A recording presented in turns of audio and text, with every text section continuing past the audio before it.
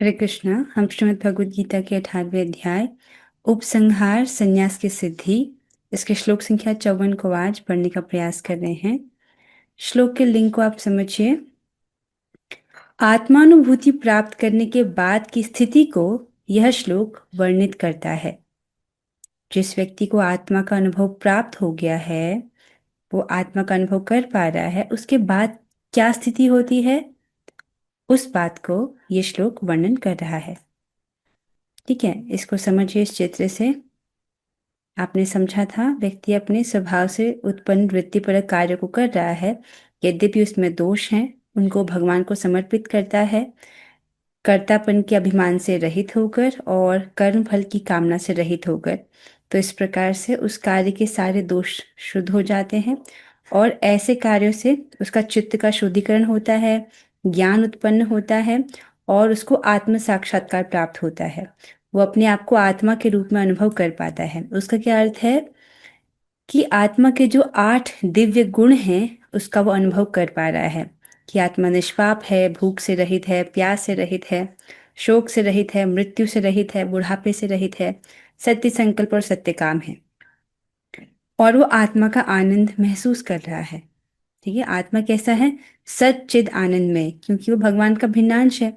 भगवान भी सच्चिदानंद है और आत्मा भी सच्चिदानंद है। भेद इतना है कि आत्मा अणु है और भगवान विभु है। ठीक है, तो आत्मा और परमात्मा में क्वालिटी की दृष्टि से कोई भेद नहीं है, लेकिन क्वांटिटी की दृष्टि से भेद है। जैसे सोने की खान में सोना है और सोने की अंगूठी में भी सोना है, तो क्वांटिटी यानी मात्रा की दृष्टि से भेद है। तो वो व्यक्ति आत्मा के आनंद का अनुभव कर रहा है। अब प्रश्न ये कि उसके बाद क्या स्थिति होती है, उसका वर्णन भगवान आज के श्लोक में कर रहे हैं। ब्रह्मभूत प्रसन्नात्मा ब्रह्मभूतः प्रसन्नात्मा न शोचति न काङ्क्षति न शोचति न काङ्क्षति समः सर्वेषु भूतेषु समः सर्वेषु भूतेषु मद्भक्तिं लभते पराम्। मद्भक्तिं लभते पराम्। बहुत अच्छे। माधुरी माता जी। ब्रह्मभूतः प्रसन्नात्मा ब्रह्मभूतः प्रसन्नात्मा न शोचति न काङ्क्षति शोचति न काङ्क्षति समः सर्वेषु भूतेषु तमः सर्वेषु भूतेषु मद्भक्तिं लभते पराम्।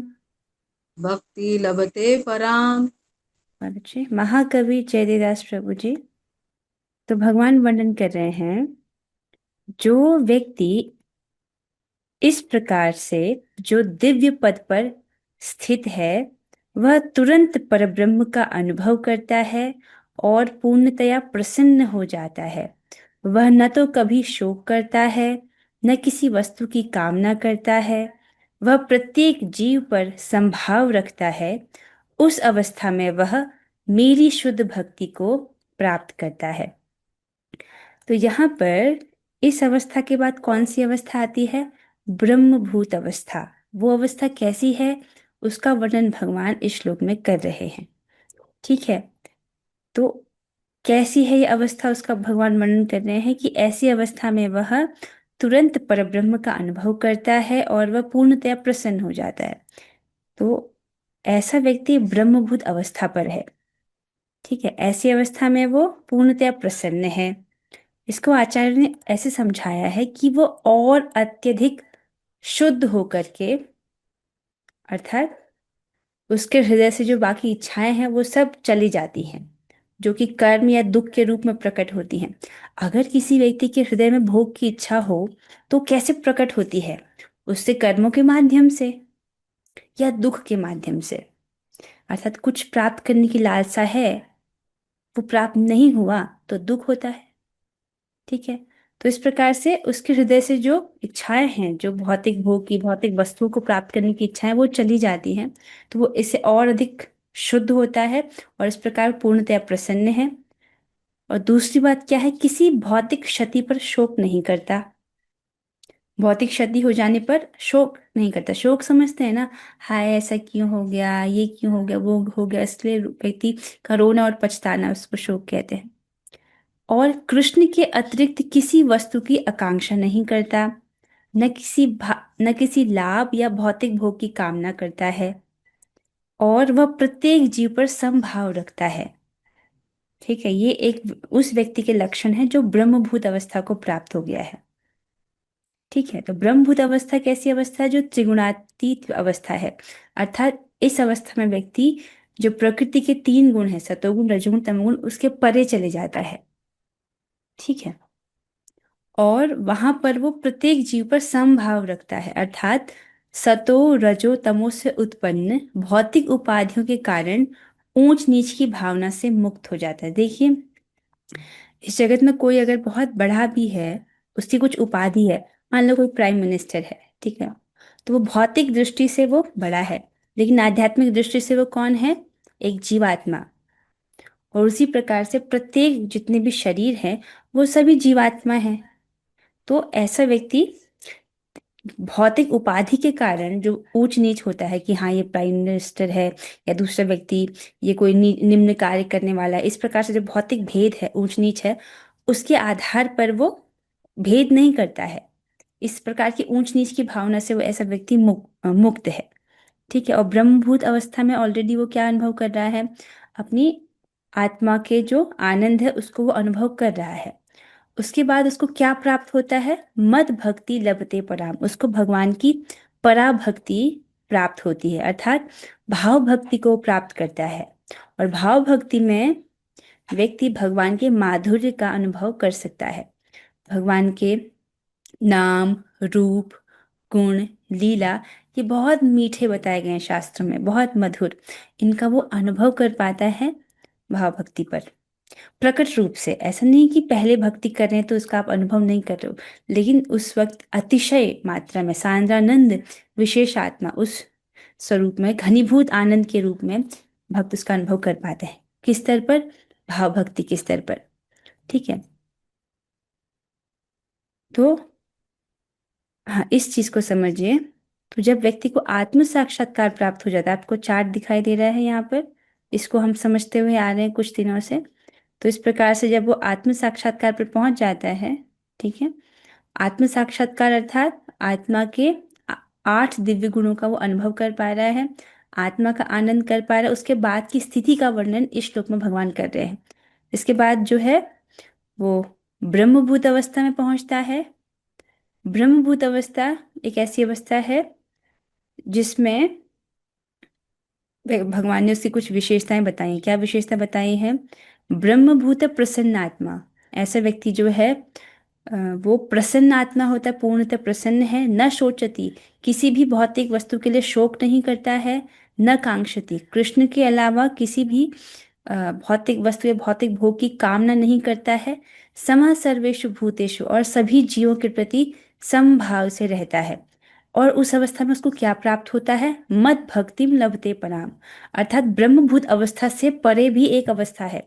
ब्रह्मभूत अवस्था फाइनल डेस्टिनेशन नहीं है, अंतिम गंतव्य ब्रह्मभूत अवस्था नहीं है। उसके बाद भगवान की पराभक्ति प्राप्त होती है व्यक्ति को, वो कह रहे।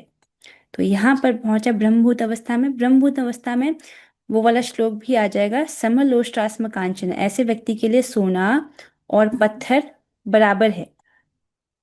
चित्र में देख रहे हैं, नीचे सोना है और इस तरफ पत्थर है। ऐसे व्यक्ति के लिए सोना और पत्थर बराबर है, उनमें कोई भेद नहीं है। तो ऐसी अवस्था के बाद व्यक्ति और अत्यधिक शुद्ध होकर के, अर्थात उसके हृदय से सब प्रकार की इच्छाएं, कृष्ण को छोड़ करके जो जब इच्छाएं वो सब चली जाती हैं, तो भगवान की पराभक्ति अर्थात भाव भक्ति को वो प्राप्त करता है।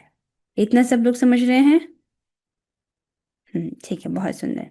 इसमें एक वर्णन आया है कि वो सभी जीवों के प्रति सम हो जाता है।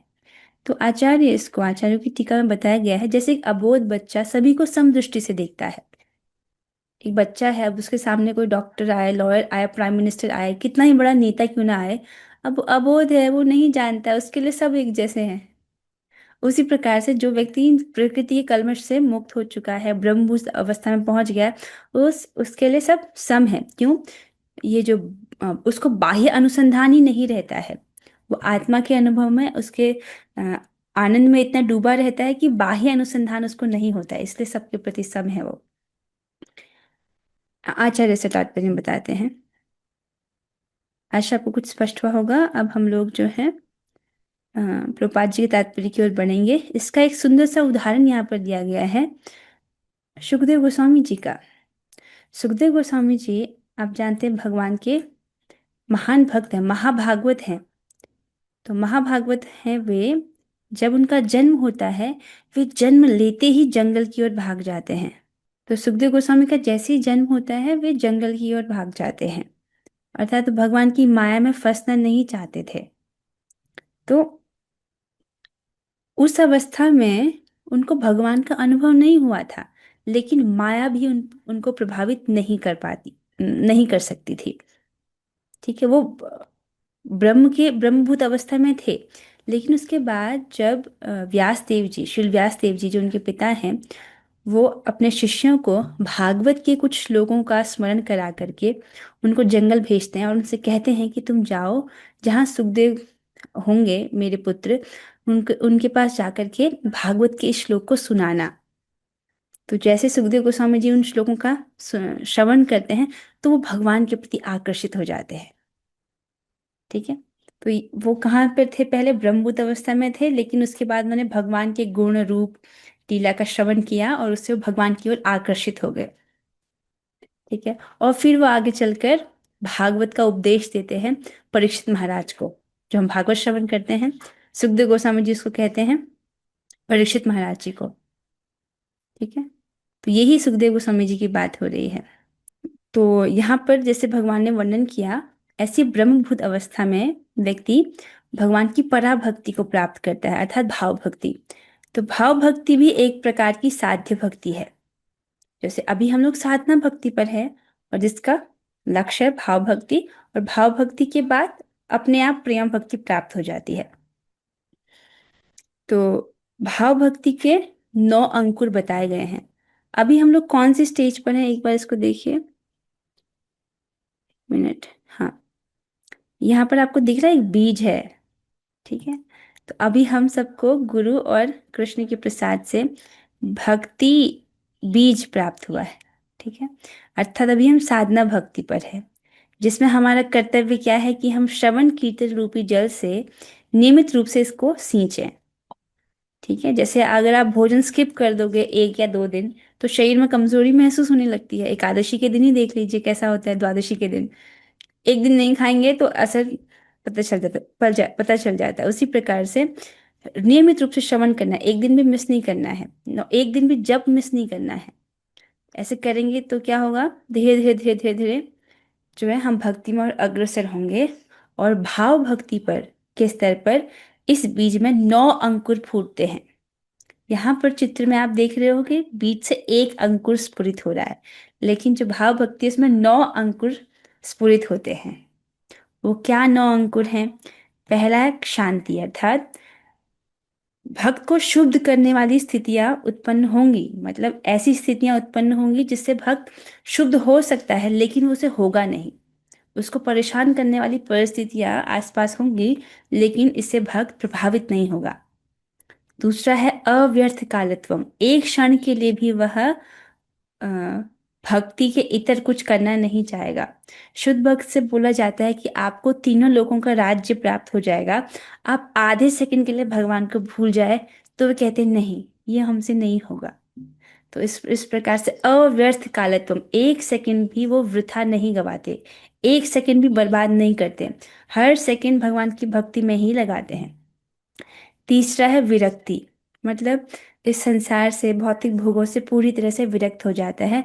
जैसे कि महाराज भरत, उनका वो पूरी पृथ्वी के राजा थे, उनकी बहुत सुंदर पत्नियां थी, बहुत आज्ञाकारी पुत्र थे, और उनकी पत्नी और पुत्र भी भक्त थे। लेकिन वो सारा राजपाट सब कुछ त्याग करके जंगल में एकांत में भगवान का भजन करने के लिए जाते हैं। तो ऐसा उनमें प्रबल वैराग्य था। यद्यपि वो राज्य में भी भक्ति कर सकते थे, लेकिन वो चाहते थे कि मैं इस प्रकार से और एकाग्र होकर के भगवान की भक्ति करूं, इसलिए सब कुछ छोड़ करके राजपाट अपना परिवार सब त्याग करके वो जंगल में आके भगवान की भक्ति करते हैं। मान शून्यता अर्थात अपने लिए मान सम्मान की इच्छा से रहित होना। अगर आपको याद हो तो ये गुण बताया गया है भगवत धाम प्राप्ति के योग्यता में से एक गुण है। निर्माण मोहा जित संग दोषा अध्यात्म नित्या विनिवृत्त कामा द्वंद्व विमुक्ता सुख दुख संगैर गच्छन्ति मूढ़ा पदम अव्ययम तत्। भगवान ने 15वें अध्याय में बोला था उस व्यक्ति की योग्यता जो भगवत धाम जाने की योग्य है, उसमें एक पहला गुण क्या है? निर्माण। वो अपने लिए मान सम्मान प्राप्त करने की इच्छा से रहित है। तो यहाँ पर चौथा गुण क्या है? मान शून्यता। पांचवा गुण है आशा बंद अर्थात मुझे कृष्ण की प्राप्ति होगी, इस प्रकार से बलवती आशा होना। उसको पूरा विश्वास है, पूरी आशा है कि मुझे कृष्ण की प्राप्ति होगी। और समुत्कंठा, कृष्ण को प्राप्त करने के लिए अत्यधिक उत्कंठा हृदय में होना। सातवां अंकुर है नाम गान में सदा रुचि, हमेशा ही भगवान के नाम में रुचि है। ऐसे क्यों है? क्योंकि उसको नाम का रस अनुभव होने लगा है, इसीलिए। और आठवां है भगवत गुण कथन में आसक्ति, भगवान के गुणों भगवान की कथा को कहने में आसक्त होना। और नवा है भगवत धाम में प्रीति, जो भगवान का धाम है श्री वृंदावन धाम आदि, उसमें प्रीति होना, तो धाम वास करना उनको बहुत अच्छा लगता है। तो इस प्रकार से भाव भक्ति के 9 अंकुर हैं। तो हम ऐसे भक्ति करते जाएंगे, नियमित रूप से श्रवण कीर्तन रूपी जल से सींचेंगे, भक्तों की संगति करेंगे, केवल प्रसाद पाएंगे, तो क्या होगा? हमारे भी जो जो बीज है उसमें 9 अंकुर जो वो स्फुरित होने लगेंगे। ठीक है, पायल लता माता जी, आपको कुछ प्रश्न पूछना है अभी? आपका हाथ खड़ा है इसीलिए। अच्छा, आपने टेक्स्ट में पूछा है। माता जी सेकंड वाला, अच्छा ठीक है, सेकंड वाला है अव्यर्थ कालत्व। देखिए, व्यर्थ मतलब बर्बाद, ठीक है, और काल मतलब समय, और अव्यर्थ मतलब बर्बाद नहीं करना। तो वो एक सेकंड भी वो व्यक्ति बर्बाद नहीं करता है, अर्थात हर क्षण वो भगवान की भक्ति में लगाता है। इसको कहेंगे अव्यर्थ कालत्वम। ठीक है, एक क्षण के लिए भी भगवान को भूल नहीं पाते हैं भाव भक्ति के स्तर पर। तब समझिए वहां से भक्ति जो है अपने आप स्वतः होने लगती है। सारा प्रयास है भाव भक्ति से पहले तक। जैसे ये है भक्ति के 9 स्तर, भक्ति रसामृत सिंधु में इनके विषय में विस्तार से बताया गया है। तो श्रद्धा, साधु संग, भजन क्रिया, अनर्थ निवृत्ति, निष्ठा, रुचि, आसक्ति, भाव।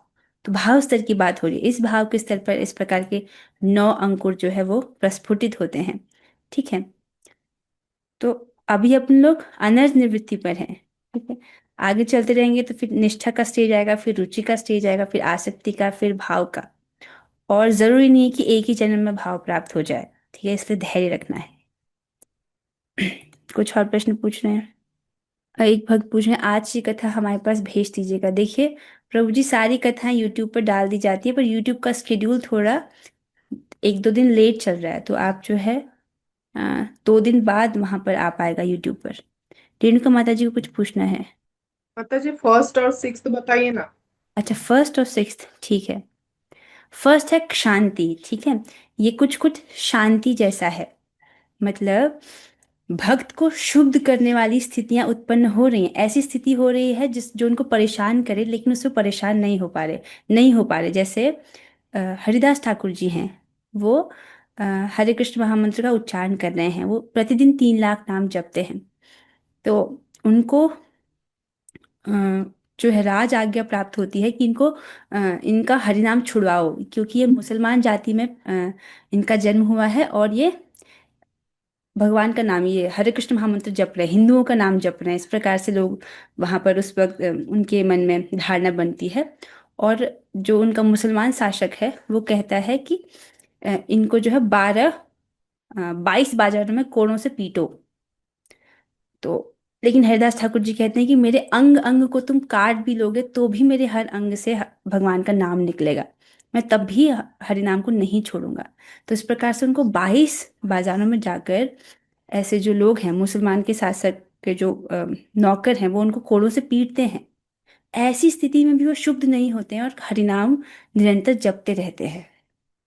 आप समझ रहे हैं? ऐसी स्थिति उत्पन्न होना, जैसे प्रहलाद महाराज जी देख लीजिए, उनके जो पिता हैं हिरण्यकशिपु, उनको हाथी के नीचे दबाना चाहते थे, अनेक अनेक प्रकार से यातनाएं देने की कोशिश करते हैं, लेकिन वो बिल्कुल भी शुद्ध नहीं होते हैं। शुद्ध होना मतलब प्रभावित हो जाना, उससे प्रभावित नहीं होते। तो इस प्रकार से शांति। और दूसरा कौन सा बोला आपने, छठवां वाला, सिक्स? हाँ, सिक्स्थ। सिक्स्थ है समुत्कंठा, अर्थात भगवान को प्राप्त करने की अतीव उत्कंठा करने के लिए। अब इस प्रकार से भीषण युद्ध हो रहा है इंद्रदेव और वृत्तासुर के बीच में। अब युद्ध के बीच में वृत्तासुर जो है शंकर भगवान का दर्शन करते हैं और उनको बहुत सुंदर स्तुति कहते हैं। उसमें वो अपनी उत्कंठा का वर्णन करते हैं। अजात पक्षा एव मातरम खगा स्तन्यम यथा वत्सतरा क्षुधार्ता प्रियं प्रियेव व्युषितं विषण्णा मनोरविंदाक्ष क्षते त्वाम। वे कहते हैं, हे भगवान, जिस प्रकार से अजात पक्षा, जो पक्षी के छोटे बच्चे हैं, नवजात बच्चे हैं, वो किस प्रकार से इंतजार करते हैं कि कब मेरी माता आएगी, कब मुझे खिलाएगी, उस प्रकार से मेरा मन आपके लिए व्याकुल हो रहा है। फिर वो सोचते हैं, नहीं, थोड़ा और उदाहरण दूं।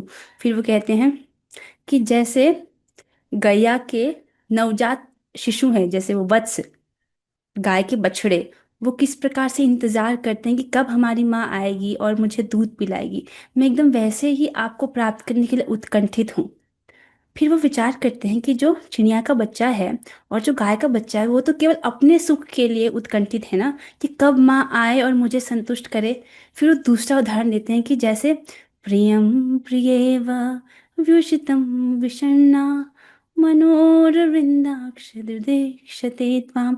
जिस प्रकार से एक पत्नी अपने प्रवासी पति, अर्थात जो बहुत दूर चले गए हैं, उनके विषय में चिंतित होती है और सोचती कि कब वो घर आएंगे, कब मुझे उनकी सेवा का अवसर प्राप्त होगा, और इसके लिए वो हमेशा उत्कंठित रहती है। हाँ, एकदम उसी प्रकार से मेरा हृदय आपको प्राप्त करने के लिए उत्कंठित हो रहा है। तो इस प्रकार से यद्यपि वो असुर के शरीर में है, लेकिन उनका हृदय में भगवान को प्राप्त करने के लिए उत्कंठा बहुत तीव्र है। आप समझ रहे हैं? उत्कंठा, भगवान को प्राप्त करने की उत्कंठा। तो वृत्तासुर के उदाहरण से ये समझ आता है। तो ऐसी उत्कंठा जो है भाव भक्ति के स्तर पर बहुत तीव्र हो जाती है। तो इस प्रकार से उनको भी जन्म लेने पड़े, जैसे चित्रकेतु महाराज, फिर गंधर्व, लेकिन जब असुर के रूप में आए, तब भी जो है तब उनकी उत्कंठा बहुत बलवती हो गई भगवान को प्राप्त करने की। ओके, आशा ही समझ आया होगा। तो अन्वय देख लेते हैं। ब्रह्म भूत अर्थात ब्रह्म में अवस्थित प्रसन्नात्मा, प्रसन्न चित्त व्यक्ति, ये तो समझ आ रहा है, वो पूर्णतया प्रसन्न है। और आचार्य ने ये भी अर्थ किया है कि उसका और अधिक शुद्धिकरण हो गया है, उसके हृदय से हर प्रकार की जो भौतिक भोग की इच्छाएं वो सब चली गई हैं। जैसे कि जो एक नदी है, उसमें से जो गंदला पानी है वो सब साफ हो गया, तो जिस प्रकार से साफ नदी का स्वच्छ जल है, वैसे न शोचती, वो शोक नहीं करता है किसी भी भौतिक वस्तु के लिए, उसके लिए वो शोक नहीं करता है। न कांक्षति, और आकांक्षा भी नहीं करता, कृष्ण को छोड़कर अन्य किसी वस्तु की आकांक्षा नहीं करता। सर्वेषु भूतेषु, सभी भूतों में अर्थात सभी जीवों में, सम अर्थात समदर्शी, सन होकर, सभी जीवों के प्रति समदर्शी होकर, पराम प्रेम लक्षण युक्त। यहाँ पर समभूत का ये भी अर्थ दिया गया है कि वो सोना और पत्थर में कोई भेद नहीं देखता, उसके लिए सोना और पत्थर बराबर हो गया है। पराम प्रेम लक्षण युक्त मद भक्ति, मेरी भक्ति लभते, प्राप्त करता है। तो इस प्रकार से जो ब्रह्मभूत अवस्था में है, उसके बाद उसको भगवान की शुद्ध भक्ति प्राप्त होती है, ये भगवान वर्णन कर रहे हैं। अर्थात जो ये ब्रह्मभूत अवस्था है, ये फाइनल अवस्था नहीं है, इसके बाद भगवान की भक्ति प्राप्त की जाती है। ठीक है, तो एक तरीका तो भगवान यहाँ पर बता रहे हैं, इस प्रकार से जो है व्यक्ति इस प्रकार से वर्णाश्रम के कर्तव्य करे, उसके बाद ज्ञान उत्पन्न हो, फिर आत्म साक्षात्कार प्राप्त हो, फिर ब्रह्मभूत अवस्था आए, फिर भाव भक्ति प्राप्त हो। लेकिन दूसरा और फास्टर तरीका है ये वाला, जैसा भक्ति रसामृत सिंधु में वर्णन है, और जिस रास्ते को हम फॉलो करने का प्रयास कर रहे हैं। ठीक है, तो ये वर्णाश्रम सिस्टम से प्यूरिफिकेशन होता है, लेकिन बहुत धीरे धीरे होता है। तो उससे फास्ट तरीका ये वाला, जिसमें भक्ति के 9 स्टेजेस का वर्णन है और जिसमें अभी हम लोग अनर्थ निवृत्ति पर हैं। ठीक है, इसमें बने रहिए। अगर साधु संग होता रहेगा और भजन क्रिया होती रहेगी प्रतिदिन, तो व्यक्ति जो है इस अनर्थ निवृत्ति के स्टेज को क्रॉस कर सकता है। इसके साथ हम आज थोड़ी कथा को यहाँ पर विश्राम देंगे। हरे कृष्णा